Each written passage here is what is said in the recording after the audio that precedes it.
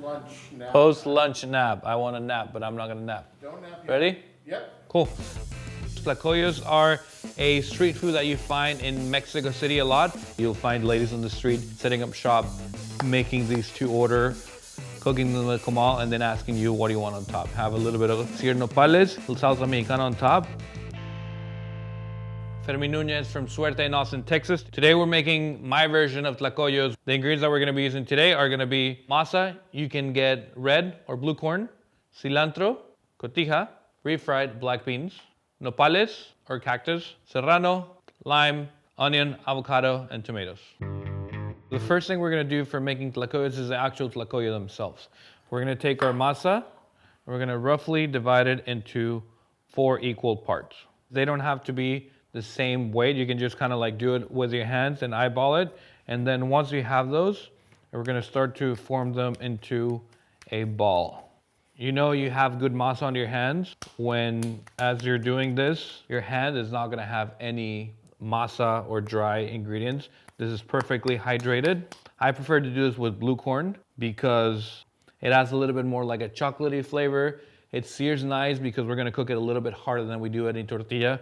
Now that the masa is about 4.5, 5 inches round, we're gonna keep it in our left hand.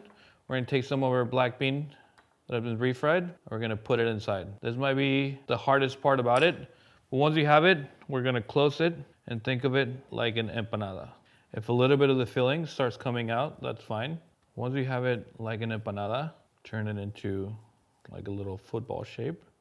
If you have any gabs, just kind of pinch it back together and tap it. We have beans inside of it. We want to make this flat, and the only way to do it is to gently tap it, rock it back and forth. So one thing that you'll see me doing here is once I'm flipping, this part of my palm is going to actually put a lot more pressure than this part. So if I see that this side, the side closest to me is going to start getting flat, I flip. That way we kind of evenly are spreading the masa throughout and not just have a part that is really thin and then a part that is really thick. If we start getting a little bit of the beans out, that's fine, that's not a problem. It's actually going to be really crispy and delicious as we start cooking them. And usually always making tlacoyos, especially if you're doing at home, if you're doing multiple ones, think of it as the first one as like that pancake that you always are going to burn, right? So the shaping, the first one will always be the hardest one, and then the last one will be a little bit more natural, but that's fine. And sometimes mistakes can be delicious.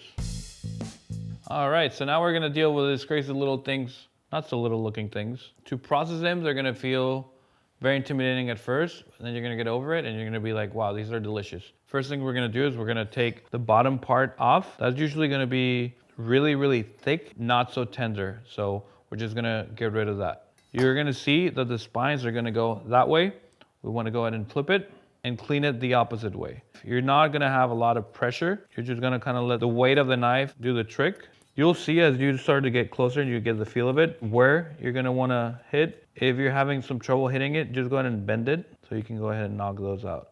It's gonna be a little bit messy. So maybe you wanna put some towels around the area where you're working. Now that we've gotten most of them out, we're gonna grab it by the bottom part.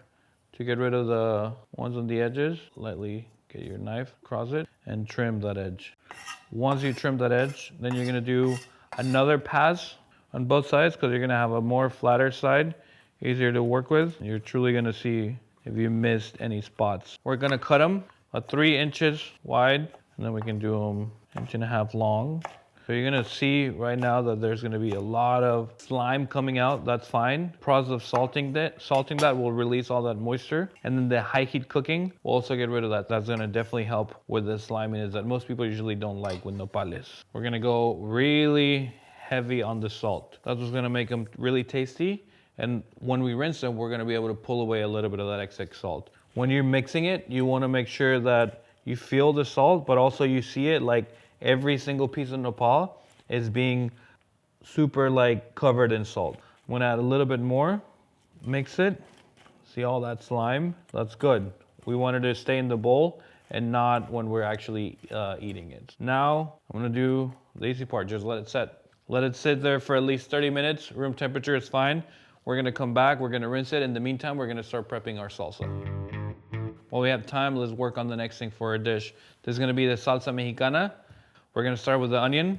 We're only gonna use half of this. The other half, we're gonna be using for the nopales. So I can get it really finely chopped, I'm gonna half the onion, and I'm going to separate the petals, and then grab my knife. Very easy, really nice thin strips. Flip, and we're gonna have some very nicely chopped onions. When I'm doing raw salsas, I like to chop in really, really fine, so you don't get that really pungent onion flavor that most people don't like. I personally don't like big pieces of raw onions.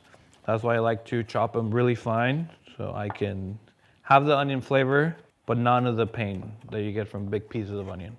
While I'm at it, I'm gonna go ahead and cut the onion for the seared nopales. This one, we're gonna do thicker cut onion, because as we're cooking it, the sugars will caramelize and it'll be a more delicious flavor. The next part is gonna be chopping up the cilantro. If you have stems in there, that's totally fine. I believe that the most delicious part of the cilantro is actually in the stem. So anytime I get a chance to add it to a salsa, I will definitely. The only trick to that is just making sure that you finally chop it so it's not as aggressive as just biting through the whole stalk of cilantro. And then our serranos, for this one, we're just gonna slice them as thin as possible. I'm gonna start with one, see how it tastes, and I can always add more at the end, but it's really hard for me to take the heat away if I add all the serrano. And now we're gonna get to the fun part. So these tomatoes, they're plump, juicy. All this flavor inside, we're gonna put it in our salsa. And you're gonna wanna work in small batches. Start slicing it at first. Just get all that juice we want in our salsa. It's important to have a really sharp knife for this, because if you don't, you're gonna bruise a lot of the tomatoes and the juice is going to go everywhere. It's also, believe it or not, it's way easier to cut yourself on a dull knife than a sharp knife. The reason for that is because with a sharp knife, if you press, you know you're gonna slice through that. With a dull knife, if you press, it might slip and catch your finger. So when you have a pile about this big, which is pretty much half what the recipe calls for, then you're just gonna rock your knife back and forth and start to truly just go to town and chop it. Make sure all that liquid that is coming out, you don't let it hit the table. I don't see any big pieces. I'm gonna add it to the salsa. As you're adding it, making sure you're grabbing all that liquid that's in the cutting board. We're gonna give this a stir. Make sure you incorporate all the onions and the peppers. Now we're gonna add our lime. We're gonna squeeze them to make sure we kind of crush all the insides of the lime so we get the most juice out of them. So this might feel like it's a lot of lime juice. Add a little bit of olive oil for that nice fat. So this is gonna bring it to the next level. A little bit of salt, mix it around. And the next thing we're gonna do is taste it. We're gonna see if we're gonna need more serranos or if we're good with that heat. Because I think it needs a little bit more salt. Remember, you can always add more, but you cannot take away. Salsa is done. Next step, we're gonna come back, wash our nopales. All right, so now that our nopales have been sitting for 30 minutes, we're gonna take them over to the sink, rinse them, come back and sear them.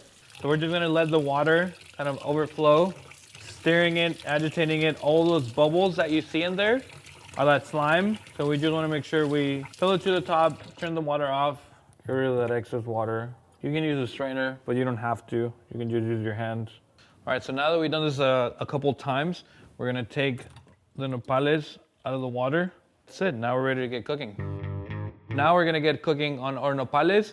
The key ingredient for this is making sure that the comal is super, super high heat.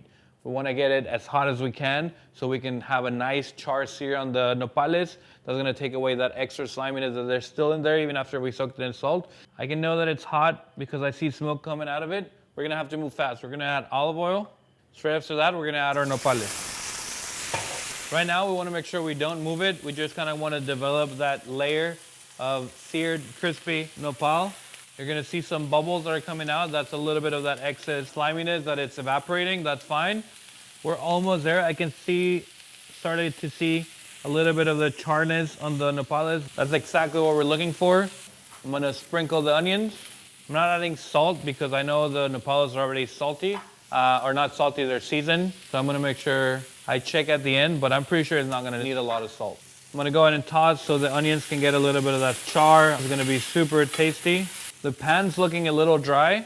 I'm gonna add a little bit more oil. So the onions are charred, the nopales are a little bit charred. I'm gonna take them off the heat.